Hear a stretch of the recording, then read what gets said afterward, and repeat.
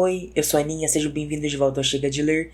E hoje a gente vai fazer, na verdade, o Chega de Assistir, que é um quadro que eu tô trazendo pro canal tem um mês, sim, mas em que eu pego adaptações de livros e eu comento como elas foram, tanto como filme, tanto como adaptação. Esse é um quadro que eu quero trazer mensalmente aqui no canal, primeira semana de qualquer mês. Talvez esteja aqui, né? E mês passado eu falei sobre Mentes Sombrias, aquela coisa, né? Saiu um vídeo gigantesco e dessa vez eu vou falar sobre Se Eu Ficar. O engraçado é que dessa vez a situação é um pouco diferente porque eu li o livro e eu assisti o filme mais ou menos na época em que saiu. Na real eu acho que é bem tipo 2013, 2014. O livro é mais antigo, mas tipo assim... ele saiu em 2009, eu não tinha idade, eu tinha 7 anos, né? Meio complicado de ler. Mas eu acho que eu li, tipo, um pouco antes de sair o filme, porque eu lembro que logo depois eu fui ver o filme para ver a adaptação e tal. A questão também é que tem 10 anos eu não lembro de quase nada. Tipo, eu tenho uma memória muito vívida de quando eu tava assistindo o filme e um pouco dos meus sentimentos, eu acho. Mas, além disso, não foi muita coisa. E também, infelizmente, eu não tenho mais o livro. Eu doei já tem um bom tempo. O mais perto que eu cheguei dele e do filme esses dias foi que eu fui no sebo, do nada eu olho pra uma das estantes e tá lá o filme físico de Se Eu Ficar. E depois eu ando mais um pouco e tem o livro físico de Se Eu Ficar. E tipo, foi depois de eu fazer o sorteio, né? Que eu já descobri o filme desse mês. Eu fiquei, caraca, são sinais mesmo, né? Enfim, isso não devia vir tanto ao caso porque eu lembrava muito pouco da história. Não que seja uma história pra você lembrar muito, mas eu não lembrava de muita coisa, não lembrava sentimentos, não lembrava de quase nada. Eu ter lido e ter assistido não faz muita diferença aqui porque eu não lembrava. Eu tive que pesquisar e ir atrás do que aconteceu com essa adaptação também. Tive que rever o filme, infelizmente. Que horror, coitado. Mas enfim, eu tô falando tanto aqui e eu não falei sobre o que é o filme, né? Ele conta a história da Mia, que eu não sei se tem sobrenome, mas um dia, quando ela está saindo para uma viagem com a família, ele sofre um acidente de carro e ela entra em coma. O livro e o filme inteiro são ela em coma e o fantasma dela fora, vendo, refletindo, lembrando da vida dela, para decidir se ela vai querer ficar no plano dos vivos ou não. Meio complicadinho esse plot, né? Mas enfim. Tá, mas enfim, começando a falar do filme como filme. Os aspectos técnicos dele. Eu acho ele decente, não sei. Eu acho que eu tenho um apego, talvez, emocional nele, por ser uma coisa que eu vi muito nova e agora eu tô revendo. Porque, tipo, as cores eu acho legais. É tudo muito azul, muito triste. Não sei, é um filtro bonitinho, sei lá. Eu também aprecio, de certa forma, como alguns planos são longos. Tem várias vezes que tem muitos cortes nas cenas, mas tem alguns em que fica um tempão só uma câmera. Aí acaba caindo num negócio que é a câmera se movimentando muito e fica parecendo um videoclipe. Acontece. Ainda assim eu acho legal ter uns planos mais longos mesmo, né, com essa coisa meio estranha. Esse filme também faz uso de muito voice-over, que nesse caso é a voz da Mia pensando enquanto ela tá em coma e tipo, ela descrevendo muito da vida dela pra gente. Normalmente, quase 100% dos casos, usar voice-over é um sinal de pobreza narrativa, de que você não consegue transmitir algumas informações só com imagem, então você precisa usar a voz da personagem para contar o que está acontecendo. Tem coisas aqui que eu não sei como eles conseguiriam passar só com imagens. Tem coisas que é a Mia se apresentando pra gente, sabe? Oi, eu sou a Mia, sei lá o quê. Mas tem coisas que seriam mais difíceis pra um filme que não se leva tão a sério assim. Que ele não quer ser, nossa, cult clássico. Ele só queria ser um filme adolescente que vai na onda de vários livros adolescentes que estavam sendo adaptados. Então, tipo assim, ainda é uma pobreza narrativa, mas eu fico, ai, tá, gente, vamos lá. Um problema bem grave de estar fazendo cinema é que quando eu vejo algumas coisas ruins, eu fico, gente, mas a galera da produção deve ter tentado, sabe?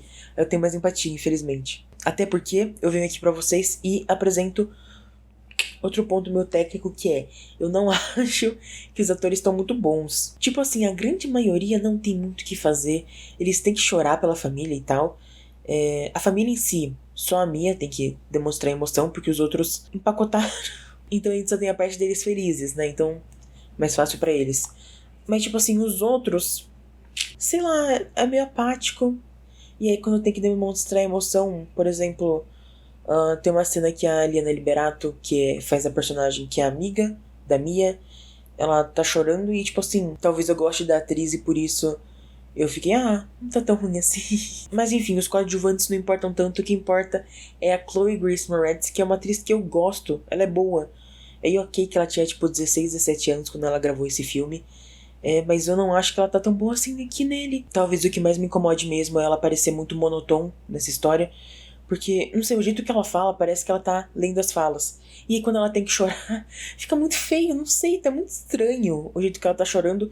Talvez seja a direção que tenha feito isso com ela, porque ela é uma atriz muito boa. Mas ainda assim eu não posso deixar isso passar, obviamente, porque tô fazendo uma crítica aqui pra vocês, então eu tenho que mencionar as atuações bem questionáveis. Ainda falando desse filme como filme mesmo, mas partindo mais pra história, eu tenho que apontar aqui que ele é uma obra perfeita de 2014.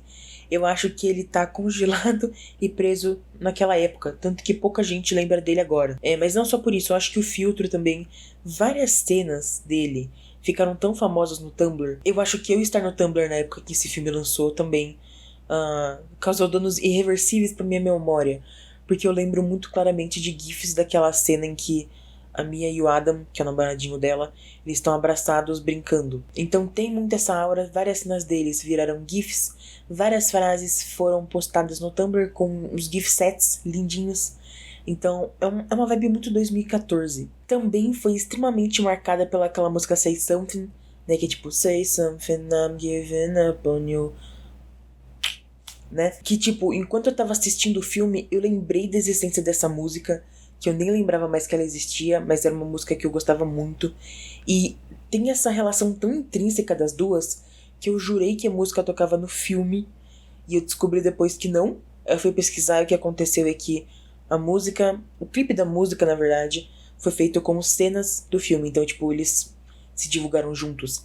E Say Something é uma música muito 2014 também, então esse filme tá preso no gelo dessa época, o que é muito da hora, mas também gera alguns problemas, porque, por exemplo, ele é extremamente brega, e já é difícil de não ser por causa da história, mas também por causa dessa marca que ele tem no tempo. Eu acho que toda essa breguice começa já no conceito de que a Mia pode escolher ficar viva ou não, que é engraçado porque é muito aleatoriamente introduzido pela enfermeira, que inclusive é uma atriz de 911 e de Lone Star. Eu reconheci ela na hora e fiquei, meu Deus, o que ela tá fazendo aqui?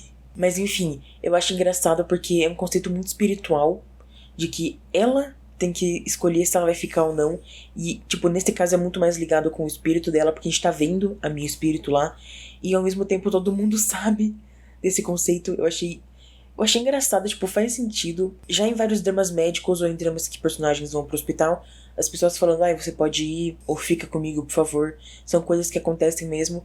Mas num filme em que a gente tá vendo o espírito tendo realmente que fazer essa escolha, eu achei muito engraçado, porque parece um negócio mais brega do que o normal. Porque, tipo, eles realmente estão falando e ela realmente tem que fazer essa escolha, e a escolha do espírito afeta o corpo, que, tipo, falando assim, faz sentido, mas assistindo é meio estranhinho. Eu também acho um filme meio difícil de ser feito, porque esse tipo de filme, todo filme no geral, mas esses em que o personagem tá entre a vida e a morte já desde o começo, eles dependem muito fortemente da gente criar empatia pelo personagem. E aí, eu posso soar meio amargurada, mas a Mia já ficou meio difícil de ser empática pra mim. Essa frase não fez sentido nenhum. Ficou meio difícil de ter empatia pela Mia já desde o começo, pelo jeito que ela é apresentada, que é muito 2014. Ela tem uma família ótima, muito feliz, só que eles são roqueiros, muito descolados, e ela gosta de música clássica. Que problemão, ela sempre se sentiu um peixinho fora d'água porque ela gosta de música clássica. Fazer o que, né, gente? Ela é diferente das outras garotas. A gente tem que sentir empatia com ela, porque ela é diferente. Aí, assim, por causa dessa apresentação, passou uma parte do filme, eu tava tipo, tá bom. Se ela morresse, eu não ligava muito. Eu realmente fiquei meio impactada com esse começo, mas depois eu realmente consegui ir criando, não afeição, mas empatia pela Mia, como consegui me importar um pouco mais com ela. Então imagina gente que em 2014, que, né, não tem esse preconceito que eu tenho. A galera deve ter pegado muito mais empatia por ela, muito mais fácil. Então, agora, uma coisa que me irrita mesmo é o filme ser sobre o casal. É só que eu acho que esse filme ele tem tanto potencial dramático pra você explorar, várias coisas que acontecem, e você ainda assim decide focar ele inteiro no casal. Porque, por exemplo, o que acontece no filme é que ele chega no hospital, a gente descobre que a mãe já morreu no local, o pai ele tava na cirurgia, depois ele morre na mesa de cirurgia, e o irmão ele tava bem, mas ele teve uma crise de não sei o que, ele morre também. Então a Mia perdeu, tipo, a base familiar inteira dela, os 3 principais pelo menos.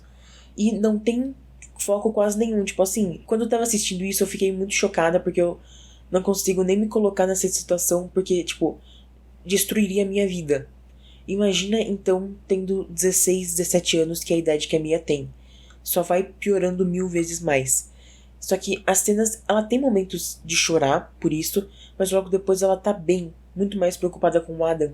E aí ela lembra do Adam e de várias coisas, em momentos que eles tiveram. A morte da família mais próxima dela, que tava lá apoiando ela em tudo, não tem tanto peso assim pra ela, é o que fica parecendo. E aí eu só acho muito estúpido, porque não é como se ela não tivesse uma relação boa com os pais. Óbvio, tem aquela coisa de que ela se sente meio diferente deles, óbvio, mas não é como se fosse alguma coisa horrível, sabe? Os pais se mostram serem pessoas muito engraçadinhas, divertidas. Tem um momento em um dos flashbacks que a Mia tá voltando pra casa com o Adam depois de um negócio, eles iam pra uma outra festa, mas ela não podia. Aí ela tá se despedindo dele na frente da casa dela, falando que ela não pode ir. Aí a gente só ouve a mãe dela falando, tipo, super baixinho: Mia, aceita, você pode ir sim. Aí o pai: para de falar. Porque eles estavam escondidos atrás da janela, ouvindo tudo, e eles queriam apoiar a filha de sair e viver. Então, tipo assim, é uma família muito boa, muito legal. Não importa que eles não gostem, mas tipo, o gênero musical deles não seja o mesmo que o dela. Era uma família que apoiava ela muito. Então, tipo, seria um baque horrível. E ainda falam no filme, eu não sei se aí é porque eu não entendi direito, mas o que eu peguei, aparentemente, é que tudo aconteceu em um dia. E como é que ela superou a morte da mãe, do pai e do irmão em horas? Isso me irrita. Só isso mesmo. Mas aí 3 coisas que eu achei real bem bonitinhas. Mas pro final, a gente vê, tipo assim, uma caravana de pessoas vindo pra ver a Mia. E aí depois a amiga dela chega e fala que tem, tipo, 30 pessoas esperando por ela pra ver se ela vai acordar. E ela fala que ela perdeu uma parte da família dela, mas ela não tá sozinha. Isso eu achei bonitinho. Tipo assim, enquanto eu tava assistindo eu fiquei, tá, ela não tá sozinha, que bom, mas tipo, olha quem ela perdeu, né? Mas eu achei bonitinho, eu acho fofo, não sei. No entanto, o que eu achei mais fofo, na verdade, foi a cena do Gramps, que é o avô da Mia, que ele vai lá, ele começa a conversar com ela, já me pega porque o vovozinho tava chorando, eu fiquei mal. Essa foi a única cena que eu quase chorei, foi meio forte pra mim. Ele começa a falar sobre sacrifício, e ele dá de exemplo o que o pai da Mia fez, que ele tinha uma banda e ele desistiu da banda. E aí a Mia espírito tá lá vendo, aí ela fala, ele desistiu por causa do Ted, que é o irmão dela. Aí o avô fala por cima, por sua causa. Quando ele descobriu que você tocava muito bem violoncelo, que ela toca violoncelo, esqueci dessa informação. Quando ele descobriu que você tocava bem violoncelo, ele decidiu que ele ia focar em você. Então ele vendeu a bateria que ele tinha para comprar um violoncelo para você. Ele fez esse sacrifício para você ter, tipo, poder explorar esse talento. O que novamente puxa pro negócio de que família boa, sabe? Família que apoia ela nos sonhos dela. Então dispostos a se sacrificar pela felicidade dela. Então, tipo, devia pesar muito mais. Mas aí depois o avô, ele fala isso, e aí ele fala que a gente tem que se sacrificar pelas pessoas que a gente ama, às vezes. Aí ele fala então que o sacrifício dele é falar que se ela quiser, ela pode ir. Ele não vai culpar ela nem nada. Ele entende que se ela quiser ir, ela pode ir. Eu achei muito bonitinho. Aí a cena realmente me pegou. E aí, tipo, ele coloca a mão assim nela, ela vem e coloca a mão, aí ele olha pra ela, tipo, como se ele estivesse vendo ela fica super chocada, mas ele não fala nada. Mas eu achei muito bonitinho, porque eu não quero realmente acreditar que ele viu ela, mas igual aquelas coisas de você sentir, sabe, a presença de alguém, num sentido bonito, né, não de assombração. Gosto de imaginar que foi isso, porque eu deixei a cena mais fofa, e eu gostei muito dela. A última cena que eu ia falar que eu gostei muito, na verdade é o final. Eu lembrava que era brusco, e eu lembrava que quando eu assisti, eu terminei e fiquei, nossa, sério? Só isso? Mas eu acho que agora eu gosto muito mais. Como o filme é adolescente de 2014, eu acho ok a gente olhar e, tipo, ok, eles vão querer dar uma resposta. É entendível. Mas, olhando agora, eu acho que seria muito interessante se não mostrasse que a Mia acordou ou não. Tipo, eu acho que é um clarão branco que dá antes dela acordar. Tipo, se desse só esse clarão branco, talvez a voz do Adam falando, tipo, Mia. E a gente não sabe se ela acordou ou não. Não tem 100% de certeza. E acaba o filme. Pra mim ia ser muito, muito forte. Mas eu acho que o jeito que ele acabou também é bom. Que dá esse clarão branco, corta pra ela abre os olhos, aí aparece o Adam, Mia, e acabou o filme. Não sei, na mesma hora eu levantei e fiquei, meu Deus, é isso. Tipo, não precisa explicar mais, não tem por que você explicar mais. A história acabou. A história é sobre se ela escolhe ou não ficar. E ela escolheu. Ótimo. Eu gostei muito desse final, surpreendentemente. Ele ser tão simples, eu acho que é o que me pegou tanto. E aí, agora falando de adaptação. Aparentemente, ela é boa. O segundo filme, já que eu viro e falo que é uma adaptação boa, que é muito doido, de formas diferentes, né? Porque Mentes Sombrias eu acho que é mais difícil de adaptar, porque você tem que manter a história e fazer ela ainda ser coesa. Tipo, eles cortaram algumas coisas, mas mantiveram a história quase que intacta.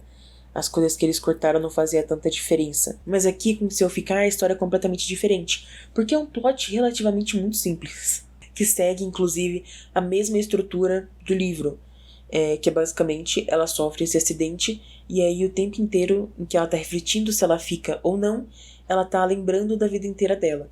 Então, o que acontece aqui para adaptação é basicamente você escolher quais fragmentos de memória, quais flashbacks você quer que tenha ou não. E aí você tem que botar na balança e ver quais são os flashbacks mais significativos. Quais que apresentam argumentos para ela ficar também. Mas, por exemplo, como a história que está acontecendo nos flashbacks é a dela com o Adam, quais são os flashbacks mais importantes para construir a história deles também. Também tem a questão que você tem que ver algumas coisas para adaptar. Por exemplo, a Mia e o Adam vão ver uma apresentação de eu não lembro quem, mas é uma pessoa até que bem famosa no livro. Só que aí no filme provavelmente não conseguiram trazer a pessoa, eu imagino, e trocaram a artista. São coisas pequenas que você precisa mudar. Ainda assim, eu vi muita gente falando de como várias cenas, várias frases são tiradas diretamente do livro, o que é a mesma coisa que eu ouvi para Mentes Sombrias. É muito doido isso. É muito legal ver frases que você leu no livro passada pra série, pro filme. De novo, não sei se é por causa do Tumblr ou porque eu li o livro, mas tinha algumas frases que eu também lembrava, ainda lembrava. Como, por exemplo, quando a Mia vai no show do Adam e ela tá com uma roupa mais roqueira, assim, e ela pergunta se ele gosta mais dela desse jeito. Aí ele fala, não, eu te amo do jeito que você era ontem, eu te amo do jeito que você é hoje, eu te amo do jeito que você será amanhã. Eu lembrava dessa frase, não sei porquê. Mas isso só mostra o quanto, sei lá, é legal, tem umas frases mais poéticas e tal. Foi engraçado porque eu convivi tanto com esse filme no Tumblr que parecia que do nada estavam jogando muitas frases de efeito, mas são tipo frases que foram transformadas em frases impactantes depois. Eu deixei engraçado, mas não é culpa deles. Então, no geral, eu consideraria que esse filme é uma boa adaptação, apesar de que, na minha pesquisa, eu fui ver as opiniões das pessoas e tem um ponto que é bem importante, que é que parece que no filme eles fizeram com que o motivo para Mia ficar seja muito mais o Adam, enquanto no livro o motivo parece ser muito mais a música, o amor dela pela música e a vida em si. Basicamente por causa de algumas mudanças que são feitas, principalmente no final. Como, por exemplo, no filme, aí na verdade é o filme inteiro, né, mas o que acontece é que ela não sabe se ela entrou em Juilliard, que ela aplicou pra entrar em Juilliard. Desculpa. E aí só no final o Adam vai lá, abre a carta e fala pra ela que ela conseguiu. Enquanto no livro ela sabe desde o começo, então ela tem essa motivação a mais. Mas eu acho que mais forte que isso até é que no livro, pelo que eu entendi, o Adam chega e fala pra ela que a mesma coisa que o avô fala, que tipo, se ela quiser, ela pode ir. E se ela quiser ficar, ele pode deixar ela em paz, sabe? Tipo, porque ela vai estudar em Juilliard, que é longe de onde ele vai ficar. Então ele fala, eu te deixo ir, você pode ir em paz, viver sua vida e vai ser tranquilo porque eu te amo nesse ponto. Enquanto no filme o que ele fala é, por favor, fica comigo. Eu largo tudo, eu vou atrás de você. Então isso passa aquela ideia de que, tipo, ela tá ficando pra ficar com ele e não tá vivendo pra ir viver a vida dela, mesmo que sem ele. E também tem um pequeno detalhe, mais ou menos assim, que mais pro final a Mia, ela tá indo pra luz, ela tá quase, e aí, pelo menos no filme, né? Ela volta porque ela ouve um som de violino muito bonito, e aí quando ela chega no quarto dela, ela vê que o Adam colocou ela pra ouvir uma sinfonia, né? De violoncelo, né? De violino, perdão. E aí depois ele conta todas as coisas pra ela. Enquanto no livro é o contrário. Primeiro ele fala que ela pode ir viver a vida dela, e depois ele coloca a música ressaltando essa ideia de que ainda tem uma beleza na vida. Tem a música, tem a vida em si, tudo que ela pode conquistar ainda. Enquanto no filme é como, tipo, lembra dessas coisas que você gosta, mas também tem eu. Então isso me incomodou porque um sentimento que eu tava muito forte enquanto eu tava assistindo o filme é que, beleza, ela perdeu uma parte tão grande da família dela, tão basal assim. E ok, eles falam sobre a música, falam sobre a importância dela, falam que ela não tá sozinha porque ela tem uma família. Mas o mais importante, o que fica aparecendo no filme, é o Adam, que ela fica por causa dele. E aí eu descubro, redescubro na real, que no livro não é assim. Que ele é uma parte importante, ele é namorado bom, inclusive, o que é surpreendente para essas histórias. E ele realmente se importa e ama ela. Mas o que é importante para a história, o que vai fazer ela decidir ficar, é a paixão dela pela música e a paixão dela pela vida. Eu acho que é uma coisa muito importante e mostra como pequenas coisinhas que você muda, tipo a ordem de acontecimentos, ou uma coisinha para dar mais drama no final, ou o jeito que o personagem fala, pequenas coisinhas que você muda, mudam a mensagem final da história. O que nesse caso eu acho realmente triste, porque eu acho muito bonita, muito mais bonita na real, a ideia de que você pode perder tudo, mas, por exemplo, tem alguma coisa que te salva. E nesse caso é a música. Eu acho muito, muito mais fraco, muito mais bobo, idiota, que o que salva ela no filme seja um homem. Sei lá, também talvez eles tenham feito essas mudanças só pra ficar mais romântico. 2014, né, galera? Não ter batido pra eles, vendo de dentro, sabendo a história completamente. Talvez eles tenham olhado e falado, não, a mensagem continua igual. Não tenho como saber. De novo, a coisa ruim de começar a fazer cinema é porque eu tenho empatia com a galera que tá produzindo e eu não vou falar toda hora só, tipo, vocês erraram feio nisso. Mas enfim, no final eu acho que eu dei 2 estrelas pro filme. Eu ainda vou avaliar no Letterboxd, mas provavelmente eu vou dar 2 estrelas. Ele é um filme meio ruinzinho, ele é bem chato às vezes, mas eu tenho um apego com ele e eu acho essa mensagem boa, apesar de ser do livro. Mas tem umas cenas muito bonitinhas. E eu acho que é isso. Se vocês gostaram do vídeo, por favor, deem like nele, se inscrevam, comentem, que comentar no vídeo ajuda bastante. Então comentem o que vocês acham dessa adaptação, se vocês conhecem, me deem ideia de outras adaptações. Assim, eu tenho uma lista gigantesca no Letterboxd, mas mais recomendações seria da hora. Compartilhem com quem vocês acham que podem gostar desse vídeo. E eu ia falar tchau agora, mas a gente tem que sortear o próximo filme do mês que vem. Então fiquem aí com isso. Bom, então, agora a gente tá aqui pra sortear o próximo filme que a gente vai comentar aqui no canal. Tá, não tá carregando o pôster, legal, mas eu vou colocar na tela pra vocês. Não sei quase nada sobre esse filme, só que tem a Olivia Cook. Legal, tá bom, carregou, aqui ó. Aqui é a Olivia Cook. Eu queria ler o livro, eu lembro muito que eu até comprei ele, depois eu vendi. Não sei, vai ser interessante, eu sei mais ou menos a história, mas... Legal, vai ser interessante. Mas por enquanto é só então. Até semana que vem, se vocês quiserem ver algum vídeo sobre livros, que vai ter um vídeo sobre livros, ou até mês que vem, se vocês quiserem ver eu falando só sobre essa adaptação.